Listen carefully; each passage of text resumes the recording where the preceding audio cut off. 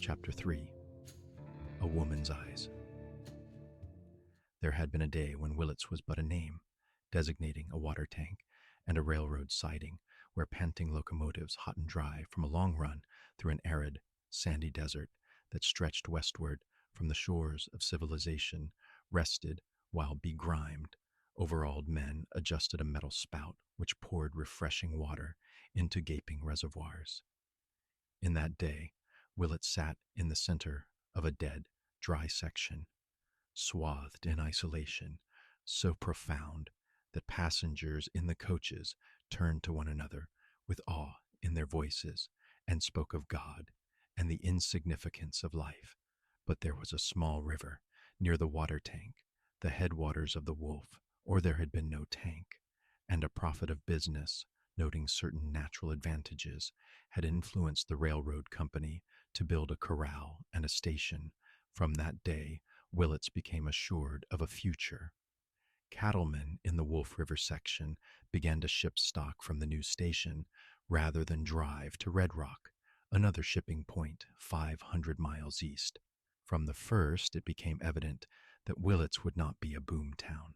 It grew slowly and steadily until its fame began to trickle through to the outside world, though it was a cattle town in the beginning, and a cattle town it would remain all its days. Therefore, because of its slow growth, there were old buildings in Willits. The frame station had an ancient appearance. Its roof sagged in the center, its walls were bulging with weakness, but it stood defiantly flaunting its crimson paint above the wooden platform, a hardy pioneer among the moderns. Business had strayed from the railroad track. It had left the station, the freight house, the company corral, and some open sheds to establish its enterprises 1 block southward. There, fringing a wide, unpaved street that ran east and west, parallel with the gleaming steel rails, business reared its citadels. Willits' buildings were not imposing. 1-story frames predominated, with here and there a 2-storied structure or a brick aristocrat, seeming to call attention to its substantial solidity. Willits had plenty of space in which to grow, and the location of the buildings on their sites seemed to indicate that their builders appreciated the fact that there was no need for crowding. Between each building was space, suggestive of the unending plains that surrounded the town. Willits sat serene in its space and solitude, unhurried, uncramped, sprawling over a stretch of grass level, a dingy, dirty, inglorious Willits, shamed by its fringe of tin cans, empty bottles, and other refuse, and by the clean sweep of sand and sage and grass that stretched to its very doors. For Willits was man-made. From the 2nd story of a brick building that stood on the southern side of the street, facing the station, Gary Warden could look past the red station into the empty corrals beside the railroad track. Jim Leffingwell, Warden's predecessor, had usually smiled when he saw the corral comfortably filled with steers, but Gary Warden smiled because the corral was empty. Warden was standing beside a flat-topped desk at one of his office windows. Warden was big, though not massive. He seemed to have the frame of a tall, slender man, and had he stayed slender, he might have carried his flesh gracefully. But Warden had lived well, denying himself nothing, and the flesh which had been added had formed in flabby bunches, drooping his shoulders, sagging his jaws, swelling the back of his neck. And yet Warden was not old. He had told some new-made friends in Willits that he was 35, but he looked older, for a certain blasé sophistication that shone from his eyes and sat on the curves of his lips did much to create the impression of past maturity. Warden dressed well. He was coatless, but he wore a shirt of some soft, striped material with a loose, comfortable-looking collar and a neat bow tie. His hair was short, with bristles in the roll of fat at the back of his neck, while at his forehead it was punctiliously parted and plastered down with precision. Warden was not alone. At another window, her elbows on the sill, her hands crossed, her chin resting on the knuckles of the upper one, sat a woman. She was young, slender, lissom. There was grace in every line of her, and witchery in the eyes that watched Warden with a steady gaze.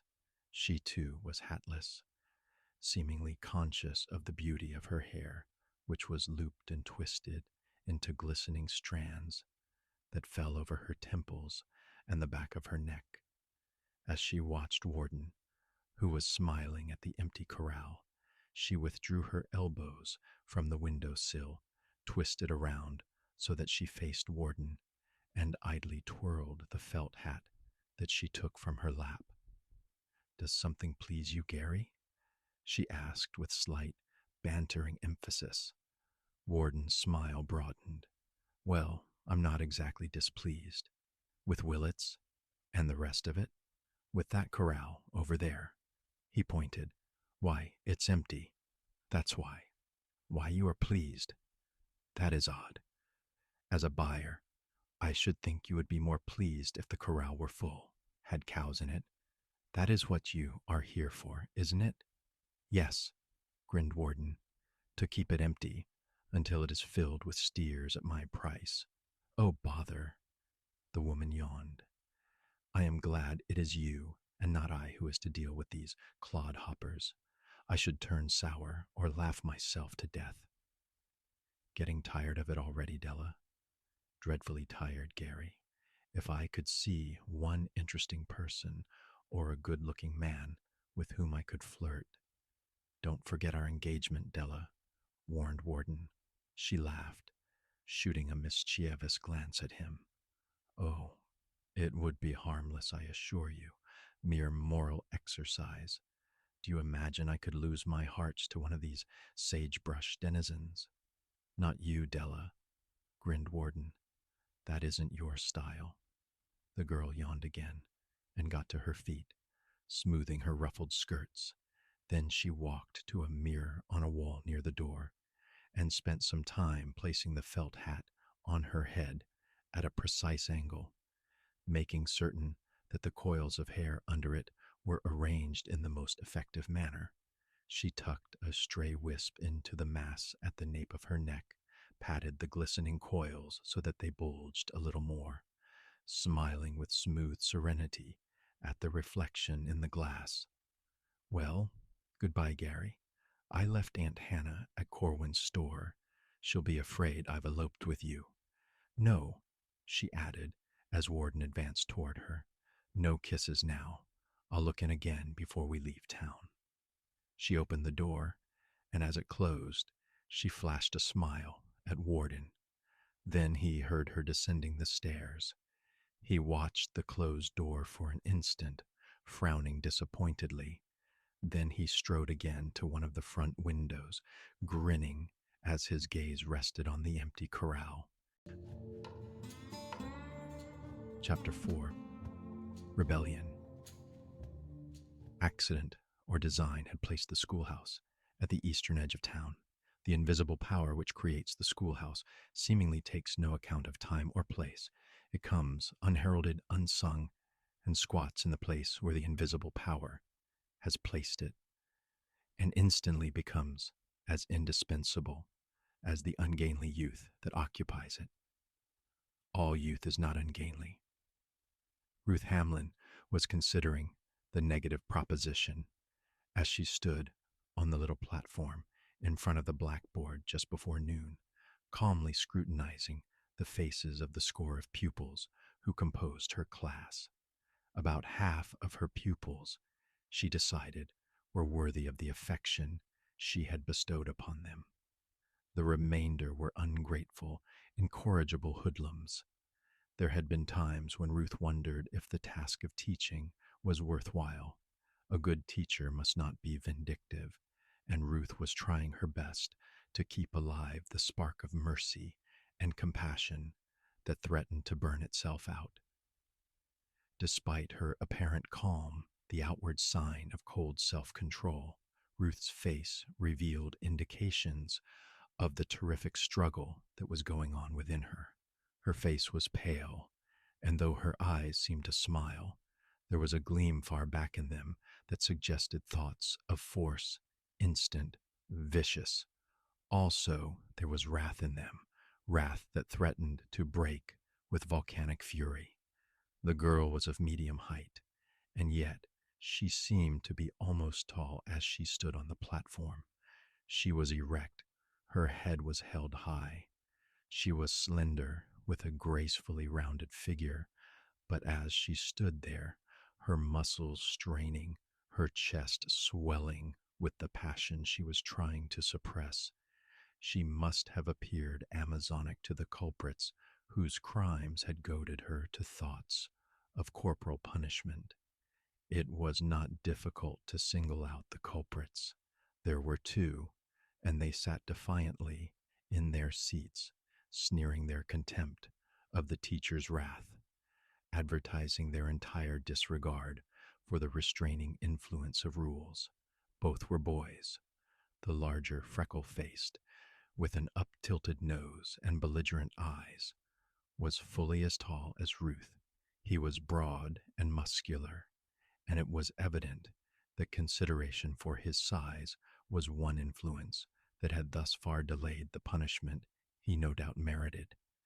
It was evident, too, that the culprit suspected this, for as Ruth's hesitation continued, he grew bolder and more contemptuous.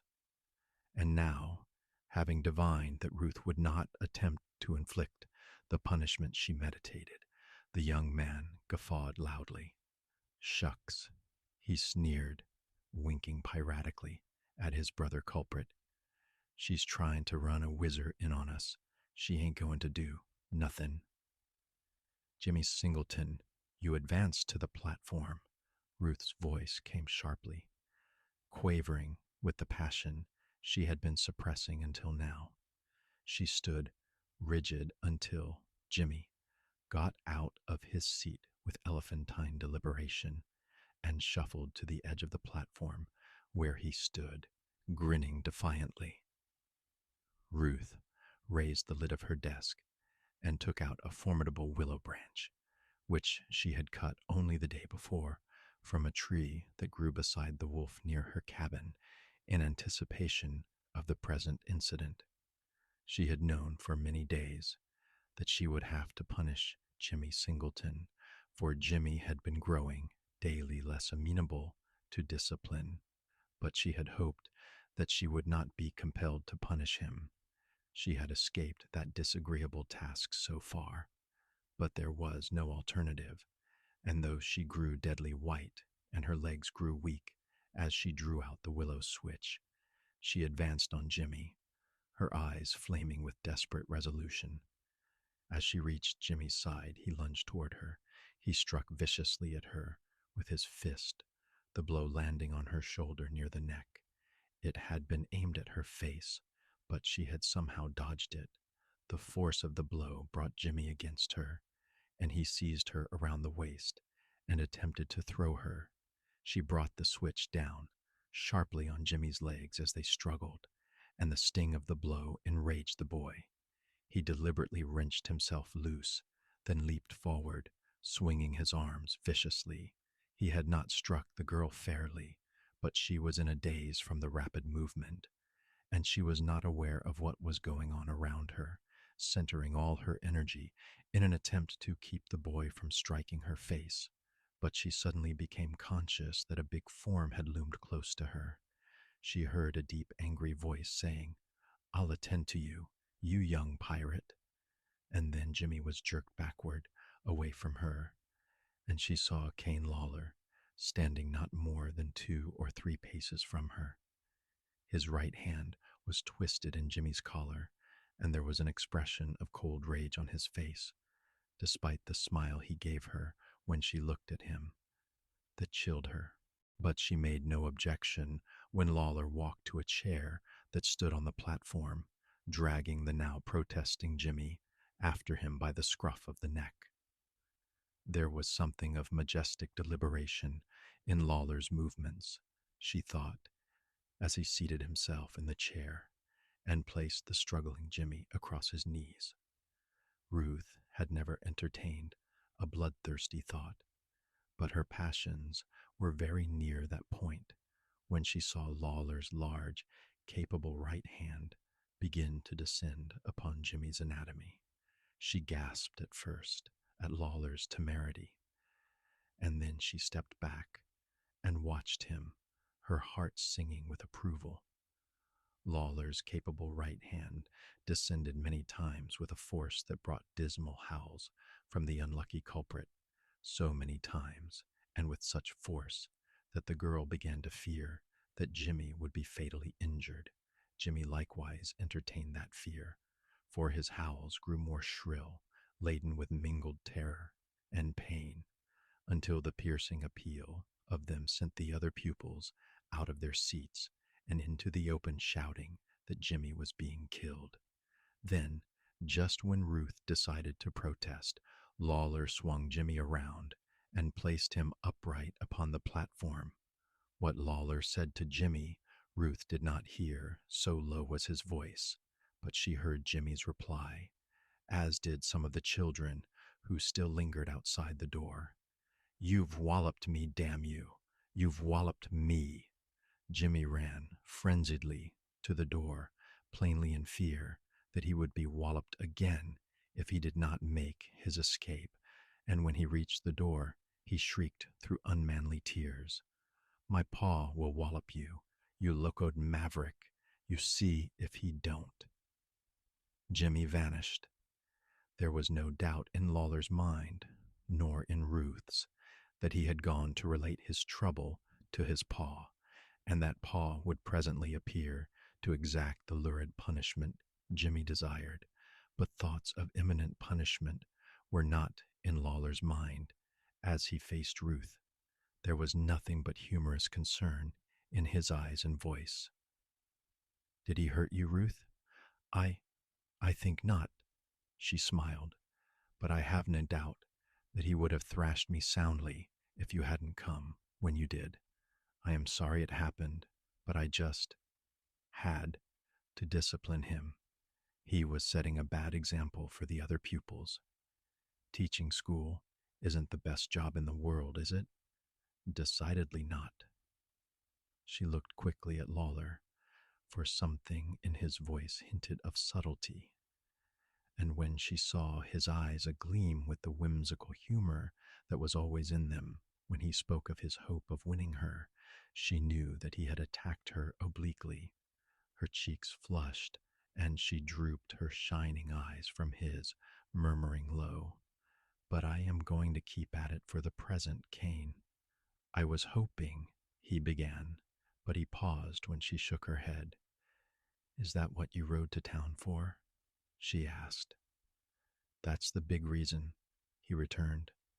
"The other is that I'm here to sell Gary Warden my cattle." "I don't like Gary Warden," she declared. His eyes twinkled. "I've heard that before, 2 or 3 times.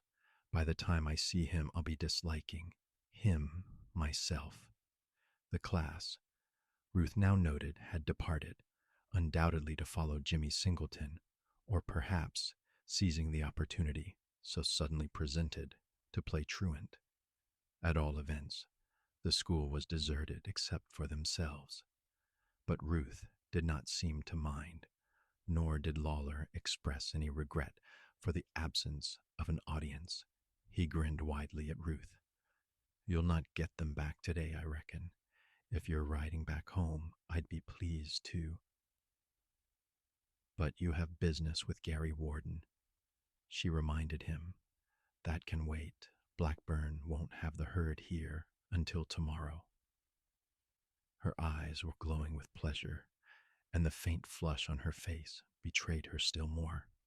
But she looked at him resolutely. "I shall stay the day out, whether the children come back or not," she said, "and you must not permit me to interfere with business." It cost her something to tell him that, for the lure of him had seized her long ago, during the first days of their acquaintance, in fact, and she was deliberately refusing the happiness that was offered her because she could not confess her father's crimes to this man, and because she would not marry him unless he knew, and not even then perhaps, for she knew something of Lawler's high ideals, the rugged honesty of him, his straightforwardness, and his hatred for the thieves who stole cattle, thieves like her father. She couldn't marry him, feeling that each time he looked at her, she must feel that he would be thinking of the misdeeds of her parent. That would be unbearable. He took a step and stood beside her, looking down at her gravely. He took one of her hands, she permitting it, lifting her eyes to his as he drew the hand toward him. The hand lay inertly in his left. He covered it with his right and held it thus in a warm, firm grip. Then he met her eyes, his own swimming with a gentleness that made her draw a slow, deep breath of wonder. This minute had been anticipated by both of them for many months. When they had stood close together, they had felt the imminence of surrender to the longing that dwelt in both of them. But the girl resisted, as she had resisted many times. Her breath came rapidly, and the captive hand trembled as she tried to withdraw it. "No, not now, Kane," she protested. "Not now, please." Lawler laughed lowly and held the hand for an instant longer while he compelled the girl's eyes to meet his. "All right," he said. "Not now, but the time will come. Something is worrying you, Ruth, but you don't trust me enough to tell me what it is. Someday, when you discover that nothing but your love means anything to me, when you realize that I love you enough to take you in spite of the thing that worries you, you'll tell me, and then we'll forget it." He stepped back, releasing her hand, for he had heard a commotion outside. Jimmy's voice, high-pitched, carrying a note of savage triumph, and the voices of the other pupils in a shrill murmur coming closer. Ruth started, clenched her hands, and back to the desk, where she stood, her eyes wide, her breath coming fast, a picture of apprehension and dismay. Her big eyes went to Lawler, who grinned faintly at her. "I reckon Jimmy's coming with his paw," he said. A big man, massive, muscular, with heavy shoulders that seemed to droop with the weight of his great long arms, stepped into the room. The man's head was big, like the rest of him, and covered with shaggy, tawny hair, which seemed to bristle with truculence. His chin was huge, square, and sagging a little. His lips were in a hideous pout, and his eyes small, black, with heavy brows that made them seem deep-set, were glittering with passion. He paused just inside the door, seemingly to accustom his eyes to the subdued light of the room. His long arms were hanging at his sides, the fingers clenching and unclenching close to the heavy pistols he wore, one at each hip. As he stood there, blinking his eyes at Ruth and Lawler, Lawler spoke. "Come in, Singleton," he said. Ruth was still standing at the desk. Her arms were now outstretched along it, her hands gripping its edge. She started at the sound of Lawler's voice, amazed at the change that had come in it, wondering how, when it had been so gentle a few minutes before, it could now have in it a quality that made her shudder. She saw the big man's eyes widen, noted that his shoulders sagged a little when he heard Lawler's voice, observed that there seemed to come an appreciable lessening of the tension of his taut muscles. She marveled that the sound of one man's voice could have so calming an effect upon another, that it could, at a stroke, seemingly cool the white-hot rage that had seized the man. But there was no doubt that a change had come over the big man. His shoulders sagged further. A suggestion of a mirthless smile began to tug at the corners of his mouth. He unclenched the fingers of his hands. "It's you, eh?" he said gruffly. My kid was saying someone in the schoolhouse had walloped him, and I was aiming to find out who it was. I reckon he's gone. I walloped him, Singleton. Lawler's voice was gentle. In it was still a trace of that quality that Ruth had sensed, softened, now slightly, by the knowledge that Singleton's rage had slightly cooled. There isn't a heap to be said, I reckon, Lawler resumed, as Singleton stood rigid again. Your boy was trying to wallop his teacher. I happened to look in, and I had to take a hand in it, just to keep things even. He had it coming to him, Singleton. Lawler's manner was conciliatory, even mildly placative. I figured on saving you a job, Singleton. Singleton's face reddened. Lawler, I figure to lick my own kid. Singleton, I reckon it can't be undone, and you'll have to make the best of it. You and I have never got along well, but I want you to know I didn't know it was your boy I punished. Hell's fire, snarled Singleton. What you interfering in the schoolhouse for? What business you got butting in? It was dear that Singleton's rage was again rising. He must have noticed that the pupils had crowded around the door, and that Jimmy was watching him, no doubt disappointed that the salutary punishment for which he had hoped had been unnecessarily delayed. Undoubtedly, the presence of the children contributed to Singleton's anger, but at bottom was his old dislike of Lawler, a dislike that the incident of the whipping had increased to hatred. It was plain that Singleton meditated violence, yet it was equally plain that he feared Lawler. He never had seen Lawler draw a gun, but he had heard tales of the man's ability with the weapon.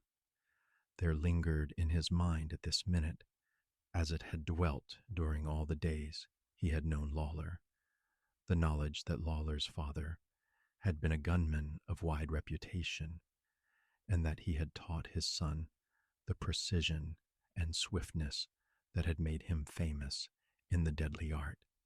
That knowledge had always exerted a deterring influence upon Singleton. There had been times when he would have drawn a gun on Lawler, had it not been that he feared the son might be as swift as the father. So Singleton had assured himself. He was not afraid of Lawler. He was afraid of the reputation of Lawler's father. Singleton was reluctant to admit that it was not Lawler's gun that he was afraid of, but something that was in the man himself, in his confident manner, in the level glance of his eyes, in the way he looked at Singleton, seeming to hint that he knew the man's thoughts, and that when the time came, if it ever came, he would convince Singleton that his fears were well-founded, and singularly, Singleton knew it. He knew that if he drew his gun on Lawler, Lawler would anticipate the movement. Singleton had become convinced of it. The conviction had become an obsession. That was why his rage had cooled so suddenly when he had entered the schoolroom. But he knew, too, that Lawler never sought trouble, that within the past few years, or since Singleton had known him, he had never drawn the gun that reposed at his hip, and that knowledge brought the rage surging back into Singleton's veins. He knew he could talk to Lawler, that he could say some of the things that were in his mind, that had been in his mind all along, and that he would be safe so long as he kept his hands away from his guns. As he snarled his questions at Lawler, he took a step toward him. His eyes were truculent again, his lips in the pout that had been on them when he had entered. If Lawler didn't go for his gun, he need have no fear of him, for he was bigger than Lawler, stronger. And if he could goad Lawler into using his fists instead of the dreaded gun, he had no doubt of the outcome.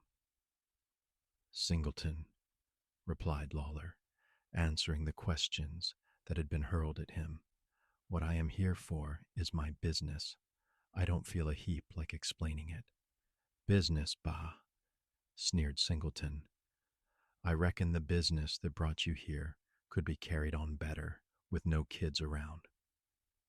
Singleton saw a pinpoint of fire glow in Lawler's eyes, but he noted with venomous satisfaction that Lawler's hand did not move upward the slightest fraction of an inch toward his gun, and he laughed discordantly, taking another step toward Lawler so that he would be close enough to strike when the time came. Lawler, he said, sticking his face close to the other's, his eyes glittering with the malignant triumph that had seized him over the conviction that Lawler would not try to draw his gun. I'm figuring on walloping you like you walloped my kid. Understand? I'm aiming to make you fight. With your fists, I'm going to knock hell out of you. Lawler had not moved. Had Singleton not been so obsessed with thoughts of an easy victory, he might have noted that the pinpoint of fire that had glowed in Lawler's eyes had grown larger, and that his muscles had stiffened. Also, had Singleton been observant, at this minute he must have seen a faint grin on Lawler's lips. Hell's fire, snarled Singleton. Won't anything make you fight? There's that girl there, Ruth Hamlin. You think she's got a right to be proud as she is. Lawler, you don't know her. You don't know what's going on over there at the 2-bar, Hamlin's Ranch. This here school, teachin' of hers, is only a blind, I tell you, a blind for other things that her and Ruth's sharp, protesting cry was drowned in a sodden swish as Lawler struck. His fist had shot upward with the weight of his body behind it, landing fairly on the point of Singleton's chin, snapping his teeth shut with a clack. Singleton's head went back. His body rose from the floor. He came down with his knees unjointed, his head sagging on his chest, came down in a heap and tumbled forward upon his face, his arms limp, the fingers slowly spreading. For an instant, Lawler stood over him, pale, his eyes agleam. Then, when Singleton did not move, he turned to Ruth, smiling faintly. Go home now, Ruth, before this beast comes to life. Go out and send the children away.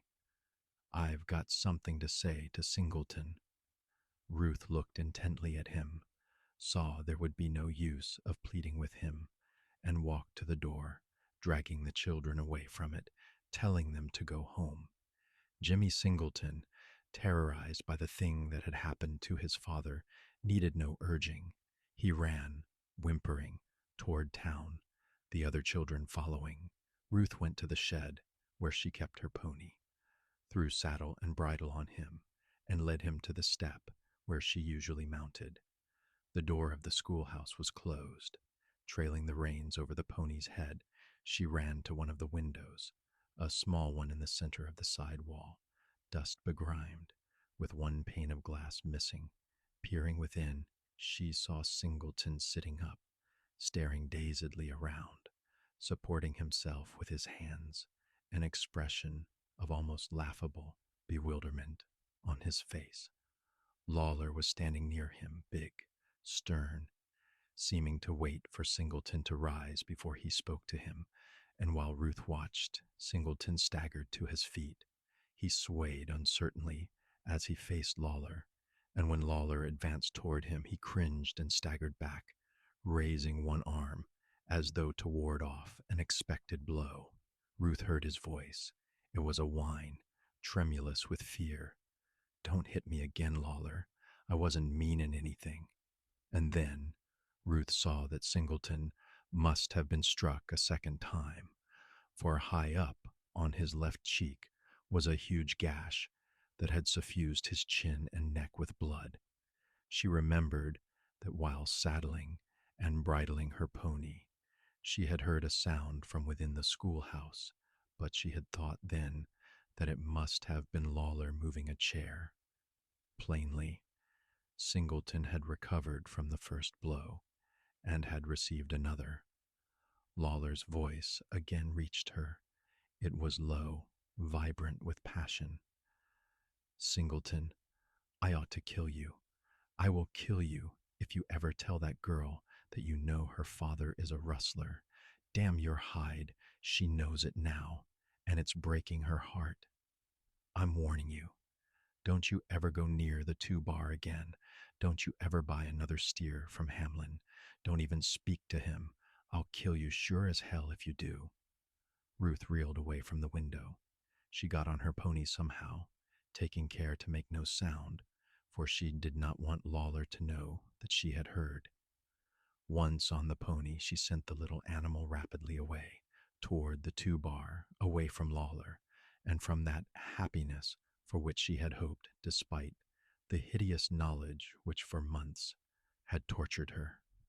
Inside the schoolhouse, Singleton was standing, beaten by the man over whom he had thought to triumph easily, by a man whose pallid face and blazing eyes conveyed to Singleton something of the terrible power and energy of him when aroused. Singleton did not think of his guns now.